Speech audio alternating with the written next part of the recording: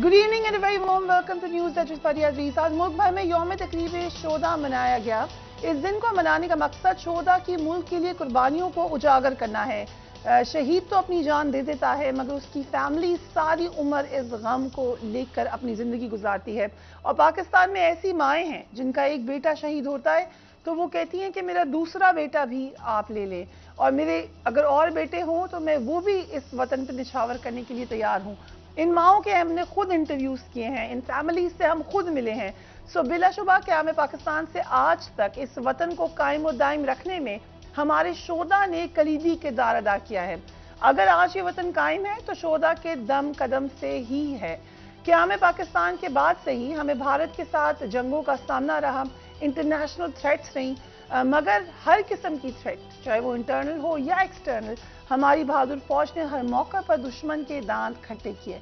हमारे बाद शोदा तो इस कदर बहादुरी से लड़े कि दुश्मन ने भी उन शोदा की बहादुरी की तारीफें की, जिसकी एक बड़ी ग्लोरिंग मिसाल कैप्टन कर्नल शेर खान थे। दहशतगर्दी की जंग में हमारी अफवाज ने मुल्क के अंदर मौजूद दुश्मन के खिलाफ बेमिसाल जंग लड़ी और जानों का नजराना देखकर मुल्क को अमन का गहवारा बनाया। आज अगर पाकिस्तान में अमन आशती है तो इसका 100% क्रेडिट हमारे शोदा को जाता है। हम आज इन तमाम शोदा को सलाम पेश करते हैं। आज GHQ रावलपिंडी में यौम तकरीम पाकिस्तान की खुसूसी तकरीब का इनेकाद किया गया, जिसमें army chief general Asim Munir ने यादगार शोदा पर फूल चढ़ाए। आर्मी चीफ ने पुलिस लाइन इस्लामाबाद का भी दौरा किया। शोदा के लवाहिकीन से खिताब में उन्होंने कहा कि 9 मई को जो हुआ वो इंतहाई अफसोसनाक है और काबिल मुज़म्मत था। शोदा की बेहुरमती और उनके वकार को मजरूह करने वालों को कौम माफ नहीं करेगी। वो शोदा जिन्हें अल्लाह रब्बुल इज़्ज़त ने हयात जावदा अता फरमा दी, उनकी कुर्बानियों को कोई ज़ायल नहीं कर सकता। पाकिस्तानी फौज, पुलिस और कानून नाफिज करने वाले इदारे रियासत की अलामत और सीसा पिलाई दीवार की मानद हैं, जो मुल्क और कौम के वकार की खातिर किसी कुर्बानी से दरेक नहीं करते। शोदा के वारिसीन को यह पैगाम देना चाहता हूँ कि आज के दिन पाकिस्तानी अवाम, पाक फौज और कानून नाफिज करने वाले इदारे शोदा के लवाहिकीन के साथ खड़े हैं और खड़े रहेंगे। हम आपको दिखाते हैं कुछ प्रोग्राम्स जो हमने भी किए शोदा के हवाले से भी, और जहाँ जहाँ पर हमारे जवान तैनात हैं, काम कर रहे हैं, उनके हवाले से भी। Let's have a look. मगर जो सीरियस सिचुएशन इस वक्त पाकिस्तान को हायल है उस पर नजर डालते हैं। आज लाहौर में कोर कमांडर हाउस पर हमले में मुलविस 16 अफराद का ट्रायल फौजी अदालत में मुंतकिल कर दिया गया। लाहौर की इंसदाद दहशतगर्दी अदालत ने आज इन 16 अफराद के केस को ट्रायल के लिए फौजी अदालत भेजा। उनमें मियाँ महमूद रशीद के दामाद और साबिक MPA अकरम उस्मान भी शामिल हैं। कल मर्दान की इंसदाद दहशतगर्दी की अदालत ने शोदा के मुजस्मों की बेहुरमती पर 6 मुलजमों का ट्रायल फौजी अदालत भेजने की मंजूरी दी थी। तहरीक इंसाफ ने आज 9 मई वाकयात में मुलविस मुलजमान का ट्रायल फौजी अदालतों में मुंतकिल करने के खिलाफ सुप्रीम कोर्ट से रुजू कर लिया है। इमरान खान ने अपनी दरख्वास्त में कहा कि मैंने हमेशा इदारों का एहतराम किया और मेरे खिलाफ तमाम प्रोपेगेंडा मुहिम के पीछे नून लीगी क़यादत का हाथ है। इमरान खान ने दरख्वास्त की कि सुप्रीम कोर्ट तहरीक इंसाफ के कारकुनान की रिहाई का हुक्म दे और इनका ट्रायल फौजी अदालतों में मुंतकिल करने को गैर आइनी करार दे। इमरान खान ने यह भी दरख्वास्त की कि 9 मई के वाकयात की तहकीकात के लिए जुडिशल कमीशन तश्कील दिया जाए। 9 मई के वाकयात के मुलजमों का ट्रायल कहाँ होना चाहिए और इन मुलजमों को क्या सजा मिलनी चाहिए, इससे बात करेंगे। ब्रिगेडियर हारिस नवाज, आज यौम तकरीम शोदा है। 9 मई के तनाजुर में जब इन वाकयात को देखते हैं तो आपके ख्याल से अब जो आगे क्वेश्चन है कि आपने क्या डिटर्मिन करना है कि किसको सजा मिलनी है, किसको कॉशन करना है, इसका तरीक़ाकार क्या होना चाहिए? फरिया, सबसे पहले तो मैं ये कहूँगा कि आज जो यौम तकरीम शोदाए पाकिस्तान मनाया गया, ये बहुत बड़ा मिलिट्री का इनिशिएटिव था और ये बहुत ही ज़रूरी था। और मैंने देखा कि आज जिस तरीके से पूरी कौम, जिसमें मुसल्लह फ़ौज के गाज़ी, उसके बाद आप देखें तमाम शहदा, उनकी फैमिलीज़, ट्रुप्स, सिविल सोसाइटी, हर एक ने बढ़ चढ़ के हिस्सा लिया। और मुझे लगा कि जैसे आज एक बार फिर हमने सबूत दे दिया कि पूरी कौम अपने मुसल्लह फ़ौज के साथ खड़ी है और मुसल्लह फ़ौज में और अवाम में जो दरार डालने की कोशिश की गई, जो दुश्मन का नैरेटिव था, फिर इमरान खान को मेरे ख्याल में जिस तरीके से नैरेटिव बिल्ड किया और कल्मिनेट किया ना इनको, वो सारा काफ़ी हद तक ख़त्म हो गया। कौम ने रियलाइज़ भी किया कि ये गलती थी, गलती नहीं होनी चाहिए थी। और जो इसमें मुलव्वस है उनके खिलाफ सख्त से सख्त कानूनी कार्रवाई भी होनी चाहिए। लेकिन इसमें साथ ये याद रखें कि हमारे ऊपर बहुत सख्त दुश्मन ने एक 5th जनरेशन वॉर का अटैक किया हुआ है। मकसद सिर्फ एक है कि फ़ौज और अवाम में जो एक ट्रस्ट है इसको दरार डाल दें, फ़ौज को कमज़ोर करें और फिर अपने अज़ाइम पूरे करें। याद रखें, पूरी कौम को समझना चाहिए कि स्ट्रॉन्ग मुसल्लह फ़ौज with the full support of people of Pakistan is a symbol of strong Pakistan federation. मुल्क की सलामती बका के लिए ये बहुत ज़रूरी है। फ़ौज ने चारों सूबों को पूरे फेडरेशन में जेल किया हुआ है। जो पहाड़ पे लोग बैठे हुए, जैसे आप अभी गई थी, मैंने एक्चुअली फरिया, I am so lucky and proud to have commanded 12 NLA, जिसके कैप्टन कर्नल शेर, निशान हैदर और हबलदार लालिक जान है। कारगिल सेक्टर में मैंने वहाँ पर यूनिट कमांड की हुई है। और ये ऑफिसर इतना निडर, इतना जज्बा ईमानी से सरफराज, इतना शहादत का शौक़, और जिस जमा मर्दी से वो लड़ाई की, और वहाँ पर इंडियन कमांडर बार बार ये कह रहे थे कि इस ऑफिसर को मारो, ये हमें नुकसान पहुँचा रहा है। और जब वो शहीद हुआ तो उसके पॉकेट में चिट डाली कोर कमांडर ने कि ये ऑफिसर्स को आई रिकमेंड कि जिस तरीके से ऑफिसर लड़ा है इसको हाईएस्ट गैलेंट्री अवार्ड देना चाहिए। उसके बाद MM आलम को देखें, अफसोस बात का होता है कि हमने दिन देखे MM आलम, दुनिया की एयर अकेडमीज में उनके बारे में पढ़ाया जाता है कि उन्होंने किस महारत से 1 मिनट में दुश्मन के 5 जहाज गिराए। It's a record. लाइकवाइज ये यादगारों को आप अगर उनकी बेहुरमती करेंगे तो ये फिर core commander house, military installation, ये तो वो है जो दुश्मन 75 साल से नहीं कर सका। तो अगर आप मुझे अलाउ करें, मैं भी एक वाकया शेयर करूं, if you allow me. My father was a young officer जिस वक्त वहाँ पे MM आलम साहब के हवाले से वो बताते हैं कि लोग ऐसे देखते थे जैसे कोई हीरो चलता फिरता सामने नजर आ रहा है, young officers. Honestly long time ago. Yes. तो अब आप ये देखें कि ऐसे ऑफिसर्स की अगर इस तरह की बुरहमती करेंगे तो कितनी तकलीफ उन पेरेंट्स के लिए, उन विडोज़ के लिए, उन बच्चों के लिए और उनके लवाकिन के लिए कितनी पेनफुल चीज़ है। राइट। ये वो फील कर सकता है जिनके बच्चे ऐसे हालात में हैं। सो ये चीज़ें हमने देखते हुए अब ये देखना है कि जिन्होंने, मैं हमेशा कहता हूँ, जो प्लानर्स, एग्जीक्यूटर्स, इंस्टिगेटर, ज़रूर उनको सजा दें। ठीक। जिसमें लिमिटेड फौजी ट्रायल में आई कैन अश्योर यू बहुत लिमिटेड होंगे। जिन्होंने वाकई बहुत नुकसान पहुंचाया, दे उनकी नाकाबिले माफ़ी है। जो सो यू एंडोर्स कि ये मिलिट्री फौजी ट्रायल के थ्रू ही होना चाहिए? देखें, फौजी ट्रायल लिमिटेड लोगों को, ये 1967 के पाकिस्तान आर्मी एक्ट और ऑफिशियल सीक्रेट एक्ट पे ये प्रोविजन है कि जो लोग sensitive installation, military, air force, navy, इस तरह की जगह पे जाते हैं, they can be tried under military court. Right. और लेकिन वो लिमिटेड होने चाहिए और ये होंगे, लेकिन उनको पूरे इंसाफ के तकाजे, साथ उनको डिफेंस का लॉयर सब मुहैया किए जाए। ओनली थिंग इज कि ये स्पीडी ट्रायल होता है ताकि it should act as a deterrence for others not to did. Rest all be tried either, I would say civil courts. बाकी मेजॉरिटी पीपल आई थिंक उनको बिल्कुल जो नाइंसाफ़ी नहीं होनी चाहिए, उनके पेरेंट्स सेपरेट लें। राइट। सो अगर मुझे इजाजत दें, अतर कादरी साहब को भी इसमें शामिल कहते हैं। IPSOS का जो सर्वे हुआ है वो ये कह रहा है कि 18 से 21 मई 2000 के दरमियान ये हुआ है सर्वे। 93% पाकिस्तानियों ने 9 मई के वाक़यात की शदीद मज़म्मत की और इन्हें अफसोसनाक करार दिया। इनके मुताबिक 80% पाकिस्तानियों ने हुकूमत से 9 मई के वाक़यात में मुलव्विस मुल्ज़िमान के खिलाफ सख्त कार्रवाई का मुतालबा किया। 10% ने मुल्ज़िमान को वार्निंग देकर माफ़ करने, जबकि 10% ने मामूली सज़ाओं के बाद उन्हें छोड़ने की अपील की। जब ये सवाल किया गया कि 9 मई के हमले बाकायदा मनसूबाबंदी से किए गए, हर 10 में से 6 पाकिस्तानी यानी 56% ने कहा कि ये लगता है कि इनके पीछे मुनज़्ज़म मनसूबा बंदी थी।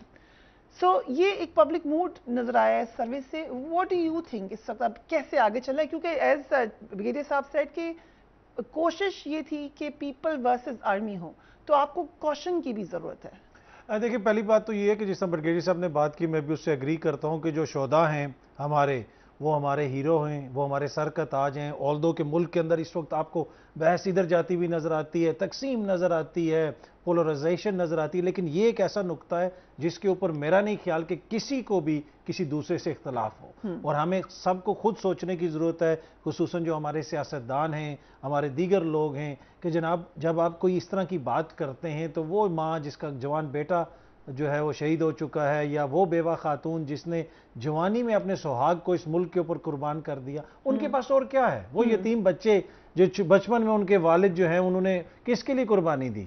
तो आप खुदा न खास्ता कोई ऐसी बात ना करें, इस नहज पे चीज़ों को लेके ना आए कि जहां पे उनकी दिल आजारी हो। तो ये हम सबको सोचने की जरूरत है। दूसरी जो बात की, जिस तरह आपने कहा, ये सर्वे का जिक्र भी किया और बहुत सारी इस तरह की खबरें भी रिपोर्ट हो रही हैं, तो ये मेरे ख्याल में बड़ा जरूरी है कि इसकी थॉरो इन्वेस्टिगेशन हो। जिस तरह आपने कहा कि प्लानिंग है, इन्वेस्टिगेशन, वो कोई उसमें एडर्स हैं, वेटर्स हैं, उसमें जिन लोगों ने एग्जीक्यूट किया है वो हैं, तो जरूरी है कि फिर एक बड़े लेवल की इसके ऊपर इन्वेस्टिगेशन हो, सुप्रीम कोर्ट लेवल का एक कमीशन बने। देखिए, अगर आरडीओज के ऊपर हम कमीशन बना सकते हैं तो ये तो हमारी कौमी सलामती का मामला है। देखें क्या हम किस तरह हम ये बर्दाश्त कर सकते हैं कि जनाब इस नहज पे चीजें आ जाएं, ये सब कुछ हो। तो इसमें तो बहुत जरूरी है कि इसकी थॉरो इन्वेस्टिगेशन हो। अगर एबटाबाद कमीशन बना था, देखें वो भी तो कमीशन बना था ना, तो इसका भी एक 9 मई का भी एक कमीशन बनना चाहिए सुप्रीम कोर्ट लेवल का, ताकि पता चले कि किसका क्या किरदार था, क्या कोई बैरूनी हाथ इसमें मुलविस था, जो भी चीजें थी। तो मेरे ख्याल में प्रॉपर इसकी इन्वेस्टिगेशन होनी चाहिए। राइट, शोएब शाहीन साहब, thank you so much for joining us. आज 9 मई के वाकयात में मुलविस 16 अफराद के खिलाफ आर्मी एक्ट और सीक्रेट एक्ट के तहत कार्रवाई का आगाज हो चुका है। इस डेवलपमेंट को कानूनी तौर पर आप कैसे देख रहे हैं, और मुजरिमों की सजाओं की अपीलों के हवाले से कानून क्या कहता है? देखिए, पहली बात तो यह है कि मेरी राय में तो ऑफिशियल सीक्रेट एक्ट तो इसलिए नहीं लगता कि ऑफिशियल सीक्रेट एक्ट तो आपने अगर कोई जासूसी की हो और किसी दुश्मन मुल्क की किसी एजेंसी को वो डॉक्यूमेंट्स या कोई इन्फॉर्मेशन पास ऑन की हो, वो तो आप लगता है ऑफिशियल सीक्रेट एक्ट। अब आते हैं आर्मी एक्ट की तरफ। आर्मी एक्ट भी मेरी नज़र में सिविलियंस के खिलाफ इसलिए नहीं लगता कि अगर किसी ने इंडिविजुअल एक्ट किया है, किसी ने टेररिज्म किया है, या किसी ने प्रोटेस्ट में एक्सेस कर दिया है, कोई बंदा मार दिया है, फर्ज करो कोई बिल्डिंग जला दी है, तो वो आएगा एंटी टेररिज्म एक्ट के केस में, अगर वो टेररिज्म में आता है। वरना वो जो भी कानून है उसके मुताबिक प्रोसीड होगा। और इसमें ऑलरेडी FIR भी कट गई, प्रोसीडिंग भी हो रही है, और 2 सुप्रीम कोर्ट की जजमेंट्स इसमें बहुत अहम है। एक है कि जब नवाज शरीफ साहब के ज़माने में 1997 में आर्मी एक्ट के तहत मिलिट्री कोर्ट्स बनाई गई थी, जब कराची में ऑपरेशन हो रहा था, तो उस वक्त सुप्रीम कोर्ट में ये मैटर चैलेंज हुआ, और महरम अली केस में सुप्रीम कोर्ट ने ये कहा कि ये पैरेलल जस्टिस सिस्टम नहीं बन सकता। अगर किसी ने जुर्म किया है, कोई टेररिज्म में मुलव्वस है, तो कानून के मुताबिक आप उनके खिलाफ प्रोसीड करें। सिमिलरली जब ये TTP के साथ ये जंग हो रही थी, या जो हालात थे, दहशतगर्दी बहुत ज़्यादा थी, तो 2015 में जब नवाज शरीफ साहब की हुकूमत थी, उस वक्त तमाम पॉलिटिकल पार्टीज की कंसेंट से आइन में तरमीम की गई थी। वो भी आइन में तरमीम आपको पता है 2/3 मेजॉरिटी से ही हो सकती है, अदरवाइज नहीं हो सकती। और उस वक्त फिर मिलिट्री कोर्ट्स बनाई गई, आर्मी एक्ट का इतलाक किया गया अगेंस्ट दी कल्प्रिट्स जो दहशतगर्द थे और जिनके खिलाफ कोई एविडेंस नहीं आ सकती थी। तो नेचुरली फिर वो 2 साल के लिए था, उसमें अंदर सनसेट क्लास थी, और उसके बाद फिर 2 साल के लिए उसको एक्सटेंड किया गया 2017 से 2019 तक। तो उसके बाद वो ऑटोमेटिकली खत्म हो गई। अगर सिविलियन के खिलाफ फर्ज करो उसी आर्मी एक्ट जो 1952 है, या जो अमेंडमेंट आई थी 60s में, उसके तहत अगर मुमकिन होती, तो वो तो बाकायदा जंग कर रही थी TTP फौज के साथ, तो फिर तो सिविलियंस को भी मार रही थी, लेकिन उस वक्त तो फिर आपको आइन में तरमीम करने की जरूरत ही ना पड़ती। फिर ये मैटर भी चैलेंज हुआ था सुप्रीम कोर्ट में। सुप्रीम कोर्ट ने, चूंकि टाइम बाउंड केस था, और उन्होंने एक्सेप्शनल सर्कमस्टांसेस में इसमें टाइम दिया था कि जी ठीक है, ये जो कोर्ट्स बनी है वो भी मेजॉरिटी व्यू से डिसीजन था, ये ठीक है। लेकिन आज अगर उसी आर्मी एक्ट का इतलाक सिविलियंस के ऊपर करना है, तो ये जो सुप्रीम कोर्ट में जजमेंट आई है और जो आइन में तरमीम की गई थी, फिर उसकी ज़रूरत ना होती। तो मेरा नहीं ख्याल कि ये अगर कोई चैलेंज हुआ तो हाई कोर्ट और सुप्रीम कोर्ट उसको क्वैश ना कर दे या उसको सेटिसाइड ना कर दे। जहां तक अपील का ताल्लुक है, तो उनके अपने इंटरनल सिस्टम के अंदर अपील का निज़ाम मौजूद है। लेकिन अगर कोई चंद एक एक्सेप्शनल सर्कमस्टांसेस होती हैं, मसलन अगर किसी की सुनवाई का मौका नहीं मिला और ऑर्डर विदाउट लॉफुल अथॉरिटी है, तो फिर उसमें हाई कोर्ट में रिट पिटीशन हो सकती है, बट वो बहुत एक्सेप्शनल सर्कमस्टांसेस होते हैं, और सुप्रीम कोर्ट में भी फिर उसकी अपील जा सकती है। और ये आपको वो जो मिलिट्री कोर्ट्स ने सजाएं दी थी बहुत सारे केसेस में, जस्टिस सेठ वकार साहब मरहूम जो थे वो चीफ जस्टिस थे उस वक्त सैयद जी। पेशावर हाई कोर्ट के, तो उन्होंने वो अपीलें एक्सेप्ट, रेट पिटीशन एक्सेप्ट भी की थी और वो मैटर्स अभी तक भी कुछ पेंडिंग है बिफोर द सुप्रीम कोर्ट और कुछ डिसाइड हो गए। तो मेरा ख्याल है कि ये एक बड़ा कॉम्प्लिकेटेड एक मैटर आएगा। और एक देखें, हम हमारे मुल्क की फौज है, हम कौन पाकिस्तानी है जो अपनी फौज से मोहब्बत नहीं करेगा, इर्रेस्पेक्टिव कि फौज को सियासत में मुदाखलत नहीं करनी चाहिए। ये हमारा शुरू से एक मुतालबा हर जगह से रहा है, पॉलिटिकल पार्टीज का भी, वकीलों का भी, बार एसोसिएशन, बार काउंसिल्स का भी। लेकिन उसका ये मतलब नहीं है कि आप जो सिविलियंस को वहाँ ट्राई करना शुरू करेंगे तो इससे मजीद फासले पैदा होंगे, उसमें नफरतें पैदा होंगी दो अवाम और फौज के दरमियान। लेकिन अगर किसी ने जुर्म किया है कानून के मुताबिक उसको प्रोसीड करें इन अकॉर्डेंस विद लॉ।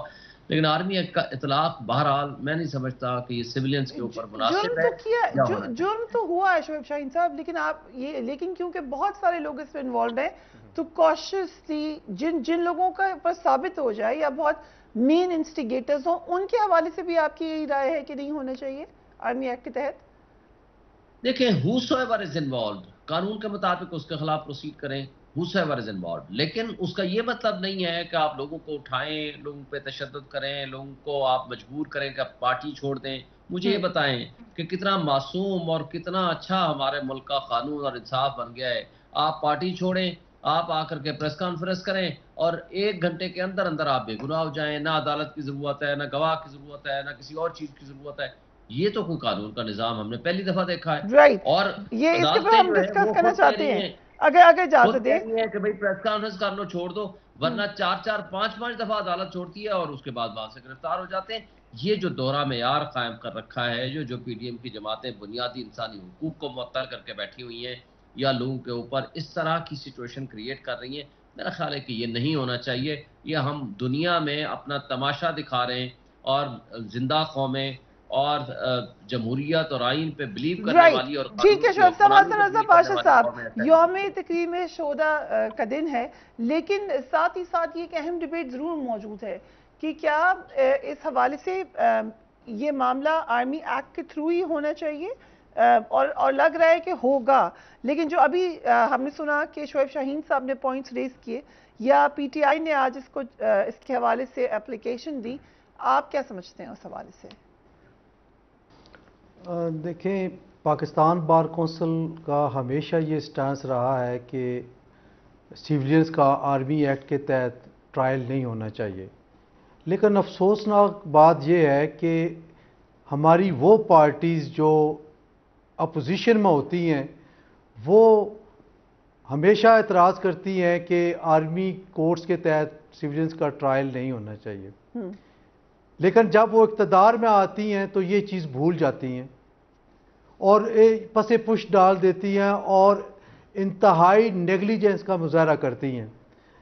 पिछले 3.25 साल के टेन्योर में, इमरान खान साहब के टेन्योर में 25 ट्रायल हुए सिविलियंस के, जो कि आर्मी कोर्ट्स के तहत हुए। तो क्या ये बात इंसानी हकूक़ की खिलाफ वर्जी और बुनियादी हकूक़ के सलब होने के हवाले से कोई बात की गई? बिल्कुल भी नहीं की गई। लेकिन बार कौंसल्स ने उस वक्त भी ऑब्जेक्शन किया कि ये नहीं होना चाहिए। बात यह है कि जो इस वक्त की हुकूमत है उसने एक स्टैंस लिया है कि जिन अफराद ने आर्मी तनसीबात पे हमला किया, घेराव किया, जलाया, नुकसान पहुँचाया, उन लोगों के ट्रायल तो होंगे आर्मी कोर्ट्स में। लेकिन वो लोग जिन्होंने प्राइवेट प्रॉपर्टी जलाई या प्राइवेट प्रॉपर्टीज़ को नुकसान पहुंचाया, उनके ट्रायल सिविल कोर्ट्स, जो सिविलियन कोर्ट्स हैं, ATA कोर्ट्स की नॉर्मल, उनमें चलाए जाएंगे। तो ये चाहिए ये कि पॉलिटिकल पार्टीज़ को मिल बैठ के एक डिसीजन ले लेना चाहिए कि सिविलियंस का आर्मी एक्ट के तहत नहीं होना चाहिए ट्रायल, और उसमें अमेंडमेंट ले आए। आज भी मौका है कि वो इस बात पे बैठें और आर्मी एक्ट या आर्मी की जो कोर्ट्स है वो ख़त्म करने के हवाले से तरमीम करें। जहाँ तक शोधा के हवाले से है, वाकई वो मंजर बार बार आंखों के सामने आता है जब शोदा के मुजस्मे नीचे गिराए गए। इस तरह पता चल रहा था कि कोई दुश्मन की फौज आ गई है और वो हर चीज़ को तहस नहस कर रही है। फरिया, ये आपको ज़रूर देखना पड़ेगा कि ये एब्रप्टली नहीं हुआ, इसके पीछे पूरे 1 साल का नैरेटिव है। फौज को मलाइन किया जाता रहा है, ओपनली भी और प्राइवेटली भी। जलसों में भी ये बातें करते रहे हैं, टॉक शो में भी ये बातें होती रही हैं कि ये फलां जो है आर्मी के ऑफिसर्स उन्होंने ये ऐसा किया है। तो ये जब माइंड मेकअप किया जाता है पब्लिक एट लार्ज का, और जब वो मॉब बन जाता है तो फिर वो अनगाइडेड मिसाइल हो जाते हैं। लेकिन अभी जो चीज़ एक पिछले 3-4 दिनों से हम देख रहे हैं कि एजेंसीज ने या तफ्तीशी इदारों ने कुछ ऑडियो लीक्स हुई हैं और कुछ जो टेलीफोन है उनको उन्होंने मैनेज किया है, जो कि वहाँ पे मौजूद मॉब के लीडरशिप के साथ मुसलसल राब्ते रहे हैं। ये बड़ी अलार्मिंग बात है। और इसमें जो फैसिलिटेटर हैं और जिन्होंने ये सारी साजिश की है, कम अज कम उनको बेनकाब करना जरूरी है। मैं नहीं समझता कि इसके लिए नहीं, एक बात मैं जरूर करना चाहूंगा। मैं ये नहीं समझता कि किसी कमीशन की जरूरत है। ये चीजें जो सामने सरफेस पे आई हैं, लोगों की शिनाख्त हो गई है, जियो फेंसिंग हो गई है, लोगों के खिलाफ एविडेंस मौजूद है और इसमें कोई एम्बिग्यूटी नहीं है कि वो कोई कमीशन बन के तो ये थ्रैश आउट करे कि ये क्या हुआ है। ठीक है, आपका पॉइंट आ गया। आसिफ काज़मी साहब, योर टेक ऑन दैट। नहीं, मेरे ख्याल में बिल्कुल क्लियर है कि अदालती कमीशन बनाने में कोई मुज़ायका नहीं है। पाकिस्तान की अदालत है, ये बड़ा संगीन वाकया है। देखें, पाकिस्तान की सलामती के ऊपर एक तरह से हमला किया गया, तो इसमें अदालती कमीशन बनाने में क्या मुज़ायका है?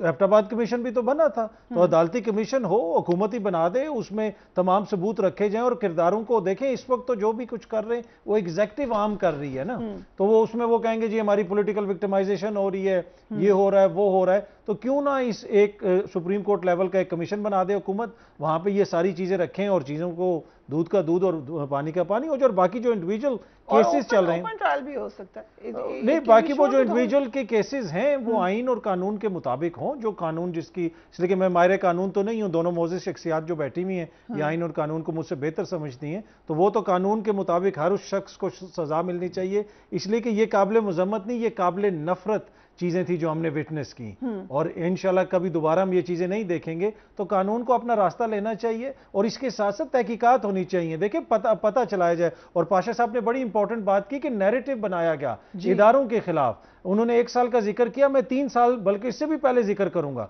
हमारी कौमी असेंबली में क्या क्या तकरीरें हुई 71 के हवाले से, 65 के हवाले से, किन मोअज़्ज़िज़ शख्सियात ने की। 3 साल तक ये लोग सियासत नहीं करते रहे। ये जो जितनी भी सियासी क्लास है, मैं किसी एक की बात नहीं कर रहा, ये हमारे इदारों पे इल्जाम लगाते रहे कि ये तो सिलेक्टेड है, इसको तो कोई और लेके आया, नाम ले लेके ये कि कौन कह रहा था। 3 साल तक कौन कहता रहा? तो ये हमारे सियासतदानों ने ये नैरेटिव बनाया ना। आप सियासी मैदान में रखें बहस को, आप बहस को दूसरी तरफ क्यों लेके जाते हैं? आज भी आप देख लें, एक इस तरफ जा रहा है, दूसरा सुप्रीम कोर्ट की तरफ जा रहा है। आप सियासी मैदान में चीजों को लेके आए और खुदारा इदारों का जो काम है उनको करने दें। बैठ जाएं सियासतदान। लेकिन कल एक इस हवाले से बातचीत हुई, लेकिन हम ब्रेक पे जा रहे हैं, उसके बाद आते हैं दूसरे मामला की तरफ। पीटीआई के लोग जाए ही चले जा रहे हैं, उस पर भी बात करते हैं।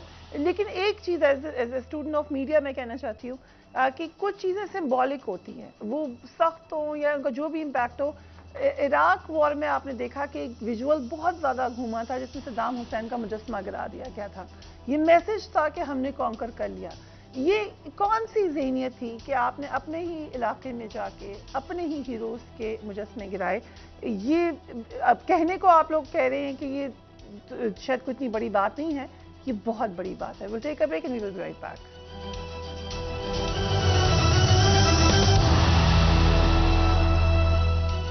And welcome back. Asad Umar, Fawad Chaudhry, Shireen Mazari, Fayyaz Hassan Chohan के बाद आज मलिका बुखारी ने भी तहरीक इंसाफ छोड़ने का ऐलान कर दिया। तहरीक इंसाफ के दर्जनों अरकान की पार्टी से अलहदगी के बाद माइनस इमरान खान फॉर्मूला की बाज़गश्त सुनाई दे रही है।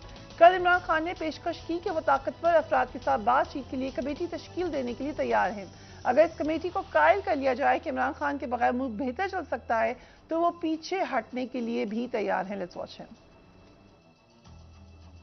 आज मैं कमेटी बनाने के लिए तैयार हूं, एक मुज़ाकराती कमेटी, किसी से भी वो जो भी इस वक्त ताकतवर लोग हैं मैं उनसे जाके वो बात करें, वो दो चीजें कर लें। अगर इस कमेटी को ये बैठ के कह दें कि जी इमरान खान के बगैर पाकिस्तान बेहतर हो जाएगा और आपके पास कोई सोल्यूशन है, इस मुल्क की खातिर मैं छोड़ देता हूं, मैं पीछे हट जाता हूं। या दूसरी चीज, या इस कमेटी को यह कह दें कि अक्टूबर में इलेक्शन करवाने से पाकिस्तान को क्या फायदा है। ये तो हमें समझ आ रही है कि अक्टूबर तक तहरीक इंसाफ को इनका ख्याल है क्रश कर देंगे, हम क्यों अक्टूबर तक इंतजार कर रहे हैं जब मुल्क नीचे जा रहा है। मैं इसकी कमेटी बनाऊंगा, मैं इंशाल्लाह कल अनाउंस कर दूंगा। जिस तरह तहरीक इंसाफ के अरकान पार्टी छोड़े हैं सबके लिए हैरान कुन है। दिलचस्प बात यह है कि साबिक सदर आसिफ अली ज़रदारी ने आज से 4 साल कबल मुकम्मल यकीन के साथ तहरीक इंसाफ को बाकायदा वार्न किया था कि ऐसा हो सकता है। Let's watch it. So brigadier Haris Nawaz, ये -1 पहले हम हर एक का माइनस फॉर्मूला सुनते रहे, दोबारा यही बात हो रही है, ये रिवायत ठीक है? फरिया देखें, बात यह है कि इमरान खान ने कुड कैश तो उनको पॉपुलैरिटी थी। आपकी ईगो, आपकी स्टफनेस, आपकी stiff neck doesn't take you to the heights. आप मुझे ये बताइए कि आपने नंबर 1 आपने नेशनल से रिज़ाइन क्यों किया? आपने खुद ब खुद एक फॉरम छोड़ दिया जो आपका, जहाँ आपकी बात सुनी जाती।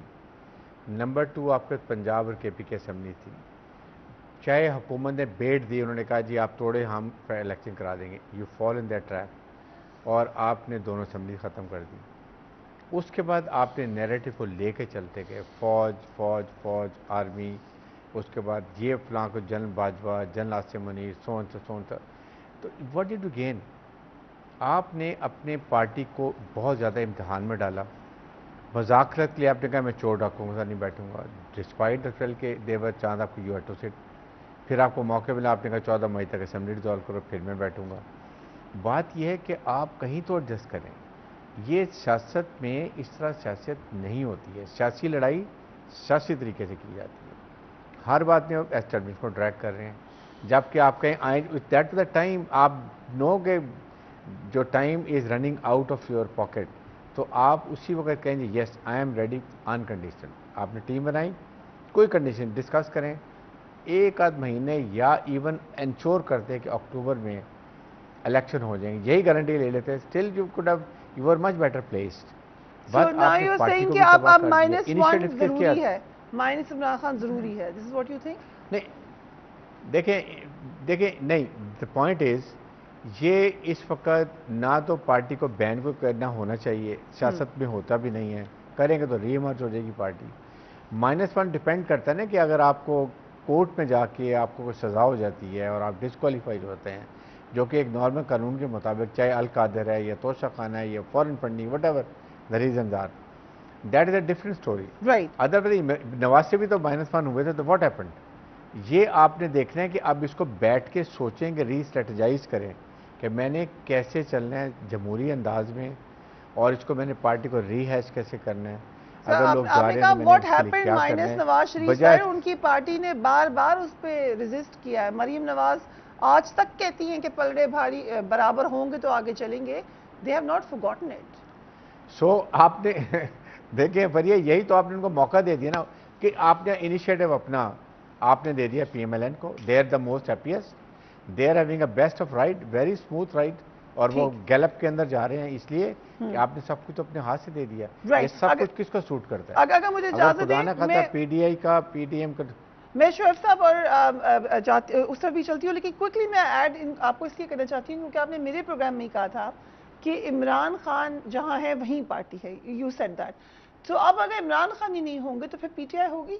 देखिए, जिस तरह -1 नून लीग में बात होती थी नवाज शरीफ साहब के हवाले से, या पीपल्स पार्टी में आप भुट्टो या जरदारी खानदान को माइनस कर दें तो जमात तो नहीं होगी। देखें, किसी को अच्छा लगे या बुरा लगे, पाकिस्तान में जो सियासी सपोर्ट है वो या तो मियाँ साहब का वोट है, या भुट्टो खानदान का वोट है, जरदारी खानदान का, या खान साहब का है। खान साहब को निकाल के अगर कोई ये समझता है कि पार्टी रहेगी, कोई PTI हकीकिया बना देंगे और वोटर उस तरफ चला जाएगा, वैसा नहीं हो सकता। यहाँ पे ये हमारी बदकिस्मती है कि उस तरह तो पॉलिटिकल सिस्टम इवॉल्व हुआ ही नहीं, शख्सियात के ऊपर मबनी है, कोई भी जमात उस तरह नहीं है, तो खान साहब ही पार्टी है। So you think ये solution for PTI is finished then? If और देखिए पीटीआई तो किसी ना किसी शक्ल में रहेगी, वो बना लेंगे जिस तरह बहुत सारी जमातें बन जाती हैं, लेकिन जिस लेवल ऑफ सपोर्ट जो अभी खान साहब को है, जो उनका वोटर है, जो उनका सपोर्टर है, अगर आज भी आप इमरान खान को मीनारे पाकिस्तान पे जलसा करने की इजाजत दें तो आपको पता चल जाएगा जो लास्ट नॉन पोल्स हैं उन्हीं में आप देख लें कि इमरान खान किधर है। तो वो जमात की तो नहीं है, जमात की अपनी क्या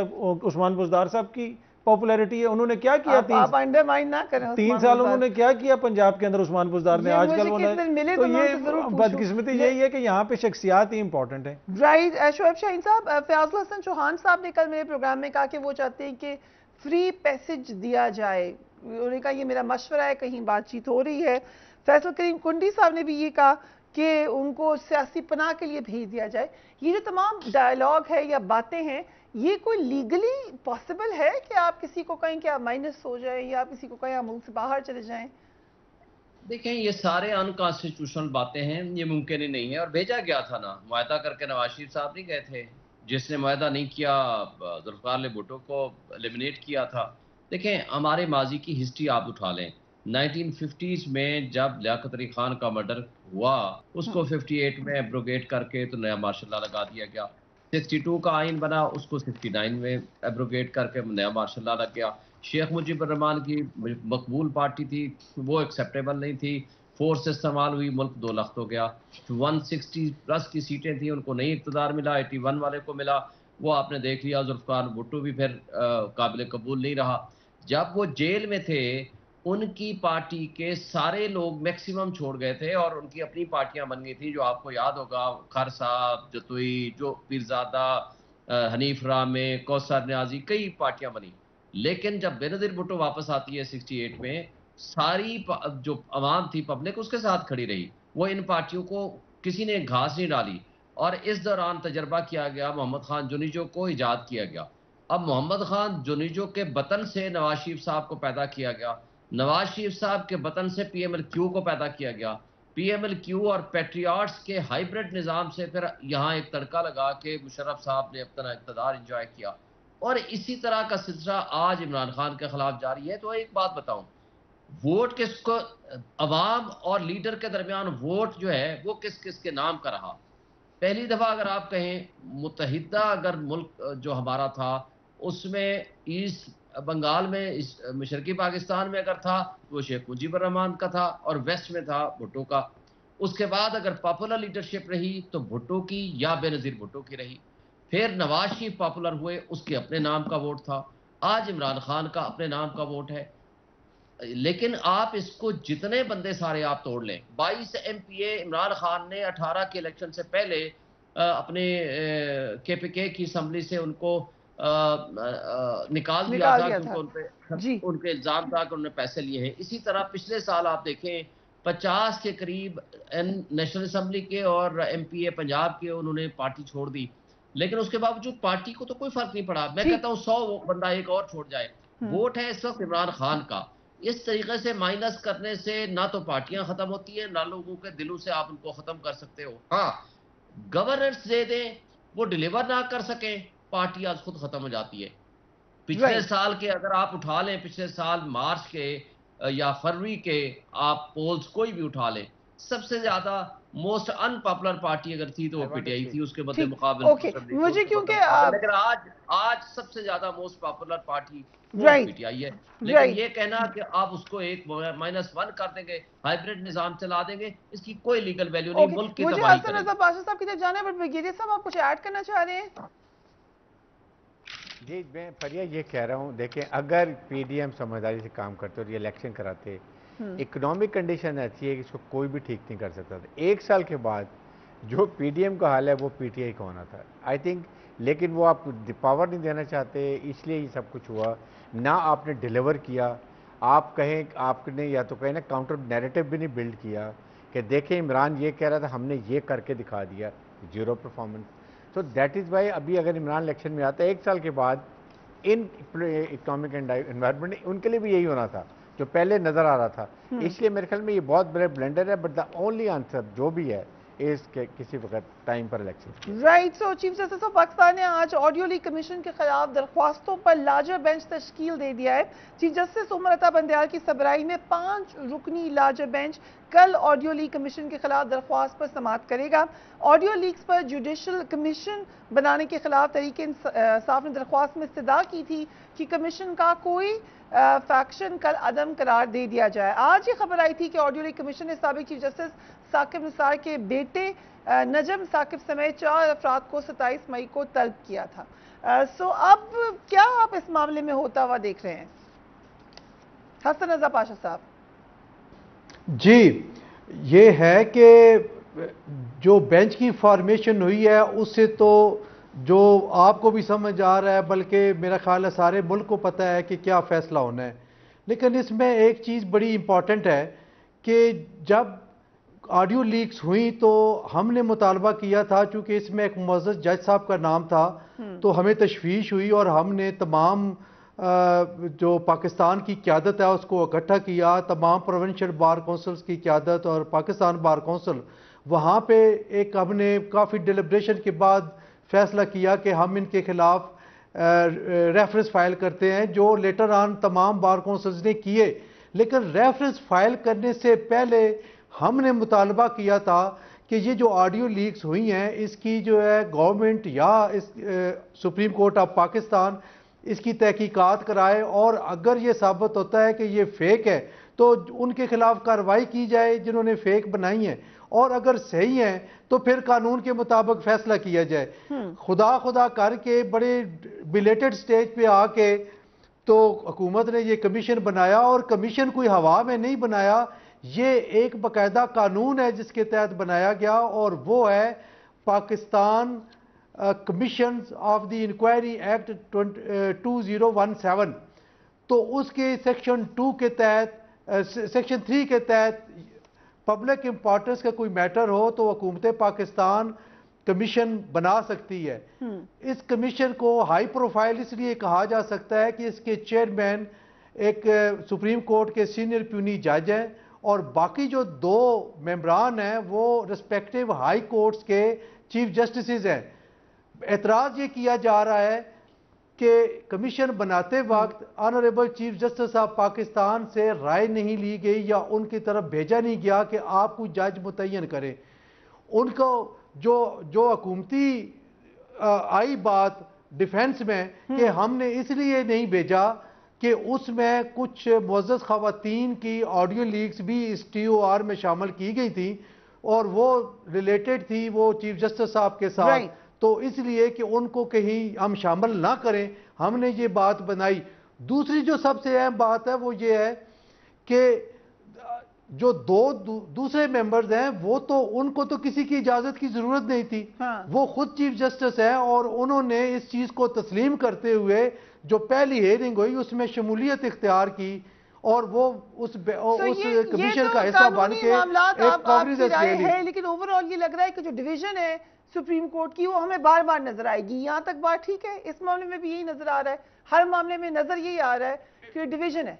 सो आतिक आज़मी साहब, आप बेंच की जी बात मुकम्मल कर लीजिए। आप बेंच की तश्कील देख रहे, आप बेंच की तश्कील देख लें, इससे ही आपको वाजे हो जाएगा। राइट, सो जो लाइन्स कार्व्ड है वो अनफॉर्चुनेटली मजीद गहरी होती हुई नजर आ रही है। But Atiq Azmi sahab, while we speak, Jamshed Cheema sahab and Musarrat Jamshed साहिबा, उन्होंने भी PTI से लाताल्लुकी का इजहार कर दिया है। सो ये कहाँ तक रुकेगा मामला आपको लग रहा है? देखिए, जो लोग भी कैद में जा रहे हैं, जेल जा रहे हैं, फिर वो आज़ादाना फैसले कर रहे हैं, अपनी ज़मीर के मुताबिक जमात को छोड़ रहे हैं, तो मेरे ख्याल में जेल में जाके ज़मीर जाग रहे हैं सबके आज़ादाना। देखिए, उनकी अपनी वो कोई सामने आके प्रेस कॉन्फ्रेंस करते हैं और वो छोड़ देते हैं, तो आज़ादाना फैसले हैं। अदालतों में कहा जा रहा है कि आप प्रेस कॉन्फ्रेंस करें और आप जाएं। अदालतें तो आजकल बहुत फैसले दे रही हैं, उन पे कौन अमल दरामद कर रहा है? मुल्क की सबसे बड़ी अदालत ने कहा था कि इस तारीख को इंतखाबात करवाने, आपने करवाए। तो इंपॉर्टेंट चीज़ ये है कि वो प्रेस कॉन्फ्रेंस क्या कर रहे हैं, तो वो अपनी मंशा के मुताबिक, अपने शऊर के मुताबिक, अपने आज़ाद डेमोक्रेटिक राइट इस्तेमाल करते हुए अगर किसी को छोड़ें तो उनका हक है, हम क्या कह सकते हैं। कहाँ तक जाएगा आपको ये लगा? जो जेल में है सब छोड़ जाएंगे? नहीं, मुझे तो नहीं पता कि उमर चीमा साहब थे और यास्मीन राशिद। वैसे तो हमने जो दिन में वीडियोस वगैरह देखी थी, यास्मीन राशिद साहिबा, उसके अलावा जो चौधरी एजाज चौधरी, उमर चीमा, मियां महमूद रशीद, तो वो तो सारे तो कह रहे थे कि हम नहीं छोड़ेंगे। शाह महमूद कुरैशी साहब का भी उस दिन हमने यही सुना। तो प्रॉब्लम ये है कि जिस तरह पहले भी यहाँ पे बात हो रही थी कि जमात वही है जिसका वोट बैंक है। अगर कोई जाता है तो वक्ती तौर पे ये नहीं आप कह सकते कि डेंट नहीं पड़ेगा, डेंट तो पड़ेगा, इसलिए कि जमात का एक स्ट्रक्चर होता है, आपका तंजीमी निज़ाम होता है, लोगों को बाहर लेके आना होता है। इलेक्शन डे के अंदर वो जो आपका तंजीमी निज़ाम होता है या स्ट्रक्चर होता है वो बड़ा इंपॉर्टेंट होता है। लेकिन वोट बैंक जो है ना वो इनमें से माजरत के साथ किसी भी मोअज़्ज़िज़ शख्सियत का उस तरह नहीं है। वोट बैंक तो फिर खान साहब का ही है। राइट। सो ब्रिगेडियर साहब, लास्ट वर्ड टू यू। ये जो पूरी सूरत हाल है इसमें बार बार बात ये होती है कि कानून का दायरा किधर है, कानून के दायरे से बाहर किधर है। आपके ख्याल से ये सब नॉर्मल है जो हो रहा है? देखें, बात यह है कि ये तो अब हुकूमत को देखें, डेमोक्रेटिक गवर्नमेंट है, और अगर वो डेमोक्रेटिक नॉर्म्स को फॉलो नहीं करते हैं तो tomorrow they will also fail the music. लेकिन इस वक्त क्योंकि उनको फ़ायदा नज़र आ रहा है, इस वक्त दुनिया महंगाई को भूल गई, इकोनॉमिक क्राइसिस को भूल गई, IMF वर्ल्ड बैंक को भूल गई। उस वक्त सिर्फ एक ही बात है कि PTI लोग पकड़े जा रहे हैं, छोड़े जा रहे हैं, केसेस बन रहे हैं, और हुकूमत इसको फुल एक्सप्लॉइट करी। आपने मुझे बताया इतने सेशन असम्बली के हुए, कैबिनेट के हुए, किसी ने पाकिस्तान के अवाम के लिए कोई बात की, महंगाई की कोई बात की, इकॉनमी की कोई बात की। एक तरफ से पार्लियामेंट, दूसरा अदलिया, ये शिफ्टिंग होती रही, इसलिए ये उनको सबसे ज़्यादा सूट करता है और वो दबा के कर रहे हैं कि ये जाएं। लेकिन रिमेंबर, वोट जो है ना वो इमरान खान की पार्टी का है, ये इनको रियलाइज़ करना चाहिए। विक्टिम कार्ड को किसका है? इमरान खान को मिल रहा है। आप जो कुछ कर रहे हैं इसका सारा सियासी शहीद वो हो रहे हैं, ये इनको समझ चाहिए। और सबसे बड़ी विनर कौन है? हाँ, let me tell you, it is Peoples Party. सारा blame, everything is coming on PMLN। Peoples Party बिल्कुल फुल स्पीड से निकलते जा रहे हैं। जितने PMLN में के खिलाफ वोट जाएंगे वो पीपल्स पार्टी को जाएंगे। अगर PTI के कुछ लोग निकलेंगे वो पीपल्स पार्टी में आएंगे। पीपल्स पार्टी, जरदारी साहब हैज प्लेड अच्छा, ये आपने खबर दी है, आप कह रहे हैं PTI के ये लोग अभी तक तो वो कह रहे हैं हम सियासत छोड़े हैं, बट आप कह रहे हैं नेशनल अलायंस उनका पीपल्स पार्टी से है, देखें नॉट विद PMLN। देखें, वोट बैंक इस वक्त एक PTI नेशनल पार्टी थी और अब आहिस्ता आहिस्ता फिर पीपल्स पार्टी रिवाइव हो रही है।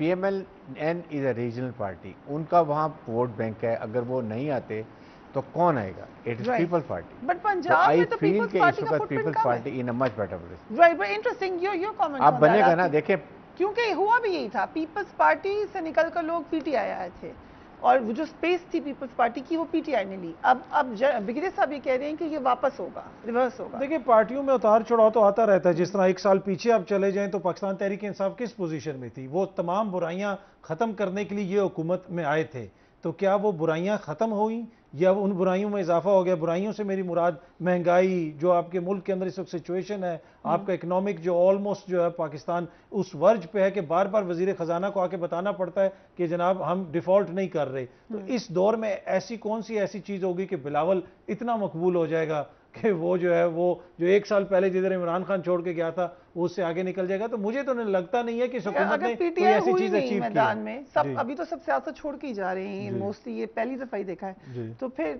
स्पेस तो होगी ना कोई तो लेगा। हाँ, अगर PTI ना हो और बिल्कुल कोई भी और जमात ना हो, सिर्फ पीपल्स पार्टी हो तो वो कर ठीक है। आपने देखे मसला ये है कि इलेक्शन होंगे तो पता चल जाएगा, सारी जमातें जब इलेक्शन लड़ेंगी तो पता चल जाएगा। लेकिन देखिए, डिजिटल दौर है, आवाम देखती है, समझती है, शऊर रखती है, तो चीजों को पता है। Thank you so much, gentlemen, for this interesting debate. Do take care of yourself. Allah Hafiz.